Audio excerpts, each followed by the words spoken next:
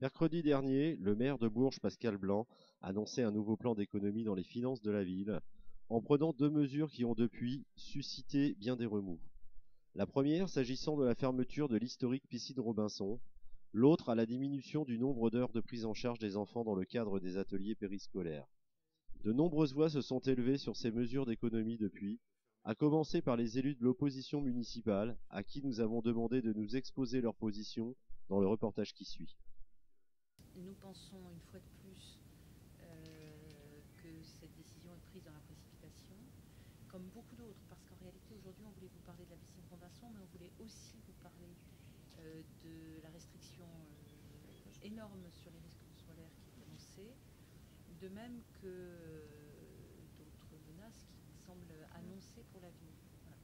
Et donc nous pensons une fois de plus que ces décisions sont prises dans la précipitation, probablement parce que la situation de la ville est à ce point tendue sur le plan financier que le maire, j'allais dire, tranche un peu dans le vif. Et donc nous pensons qu'il est indispensable que toute la clarté soit faite sur les finances de la ville. Nous pensions que les choses avaient été suffisamment claires à l'issue de l'audit de la Chambre régionale des comptes il y a maintenant 2 ans. Mais nous pensons nécessaire de revenir à un audit des finances de la ville qui permettent de bien mettre le doigt sur l'ensemble des responsabilités sur l'état de la situation financière. C'est pas que les dotations de l'État.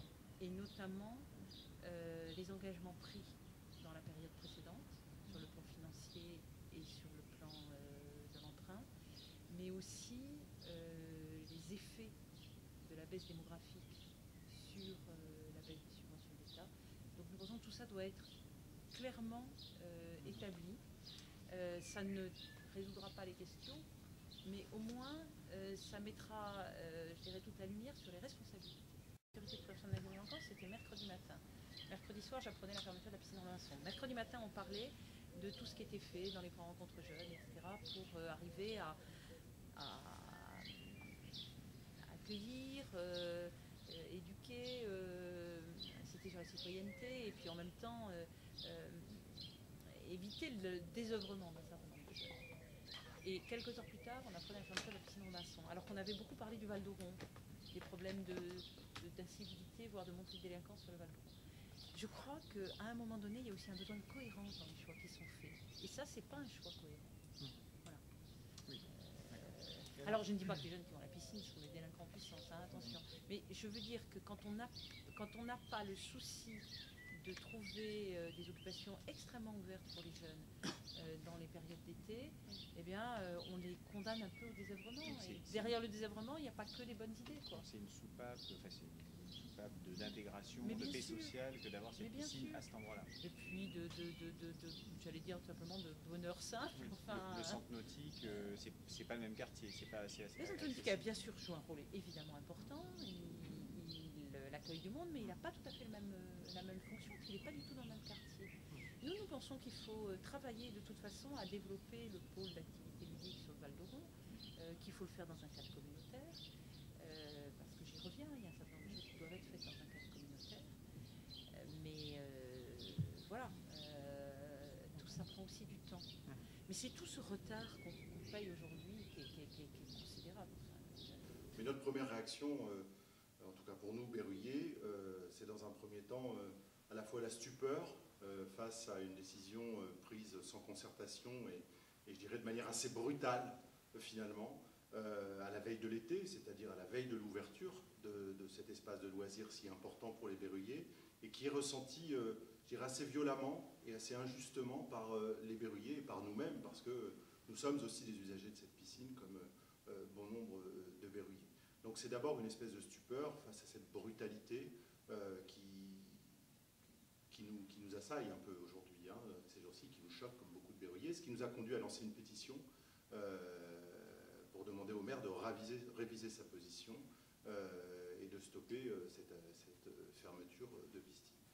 Alors, il y a plusieurs problématiques dans ce que vous dites et dans les annonces de Pascal Blanc. D'abord, lui le justifie uniquement sur des questions budgétaires.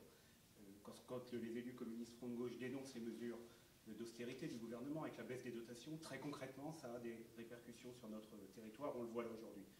Mais il faut aussi tenir compte des aménagements qui ont été faits les années antérieures. Il y a quand même eu un certain nombre d'équipements qui ont été mis aux normes dans cette piscine. Je pense au parc à vélo, je pense aux vestiaires, etc. C'est très clairement aujourd'hui du gaspillage. Alors nous demandons une chose, les élus de l'agglomération de notre sensibilité, c'est de mettre à l'étude, dans le cadre de l'agglomération, l'ensemble des équipements. C'est-à-dire qu'aujourd'hui, chaque commune finance toute seule l'investissement et le fonctionnement de ces équipements. Nous demandons à ce qu'il y ait une réflexion au niveau de l'agglomération, parce que, par exemple, dans l'ensemble des communes de notre territoire de l'agglomération, il y a des équipements sportifs de bon niveau qui sont utilisés par l'ensemble des habitants de l'agglomération. Je pense au terrain de tennis, je pense aux bâtiments, par exemple, de basket, de football, les piscines. L'ensemble des piscines de l'agglomération sont utilisées par l'ensemble des habitants de l'agglomération. Je pense qu'il y a une étude à mener de ce point de vue-là, et la concertation entre le maire de Bourges et le président de l'agglomération ne devrait pas être trop compliquée, puisque c'est évidemment la même personne. La problématique aujourd'hui des bâtiments de l'agglomération, et particulièrement à Bourges, Yannick Bedin, Naval Langer le dirait mieux que moi, mais c'est qu'il n'y a pas eu d'investissement important d'entretien des bâtiments sportifs dans notre agglomération. Tout a été mis sur le neuf en négligeant complètement l'entretien. Un certain nombre de gymnases sont aujourd'hui complètement obsolètes. Les terrains de foot, c'est pareil, hormis les terrains synthétiques, et c'est pareil pour la piscine de Robinson. Il y a effectivement aujourd'hui besoin d'une mise aux normes, mais le problème de cette piscine, c'est que c'est aujourd'hui un élément structurant du sud de notre agglomération. Beaucoup de berruyers y ont des souvenirs d'enfance, des souvenirs de jeunesse, et beaucoup de jeunes berruyers auraient aujourd'hui la possibilité d'en profiter. Et la seule raison invoquée aujourd'hui est une question d'économie budgétaire. Nous disons qu'il y a d'autres choix à faire, même si nous ne nions pas, évidemment, la baisse des dotations mise en cause par Pascal. La méthode est toujours la même, c'est-à-dire c'est des annonces, il n'y a pas de concertation. Les décisions sont déjà prises, alors on sait que vraisemblablement au mois de juin, dans un certain nombre de conseils d'école, voire dans tous les conseils d'école, ça va être discuté, les mesures annoncées par la municipalité. Mais on sait que la décision, dans le fond, elle est déjà prise. Tout ça semble finalement assez peu réfléchi, parce que il y avait à repenser une organisation des rythmes scolaires, vraisemblablement, parce que nous-mêmes, nous n'étions pas forcément convaincus de la mise en place de ces rythmes pour des questions d'horaire, de facilité pour les familles. Il fallait rediscuter des contenus, évaluer les contenus aussi, c'est ce qu'on a souvent demandé.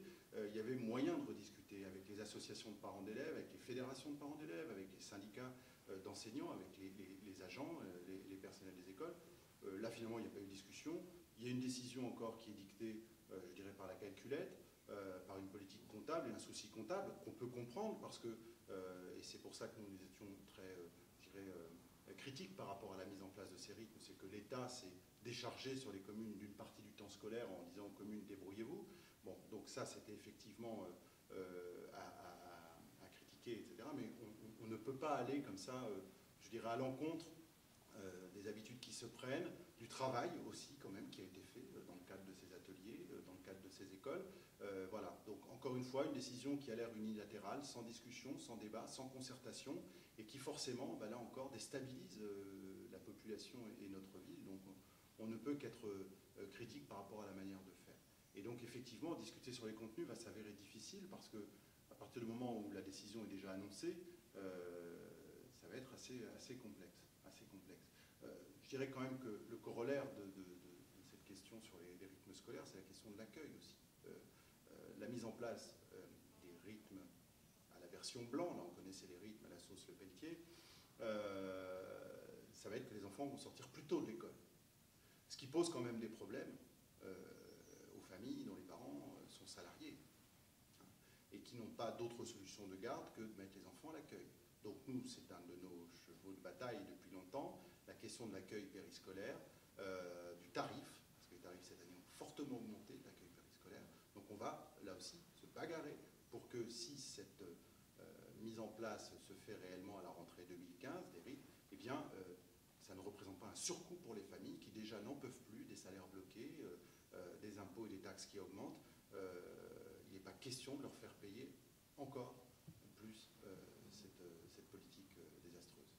Déjà, on va déjà attendre le débat de vendredi prochain, conseil municipal, et on va mener le débat, comme on le fait à chaque fois, dans le respect de la majorité et de notre rôle de l'opposition. Et puis, on envisagera avec les acteurs concernés, directement concernés, les parents, les enseignants, les fédérations de parents, les syndicats enseignants, les actions à mener pour faire en sorte que l'intérêt des enfants et l'intérêt des familles soient préservés Sans nul doute que le prochain rendez-vous du conseil municipal, fixé au vendredi 29 prochain, risque fort d'être haut en débat.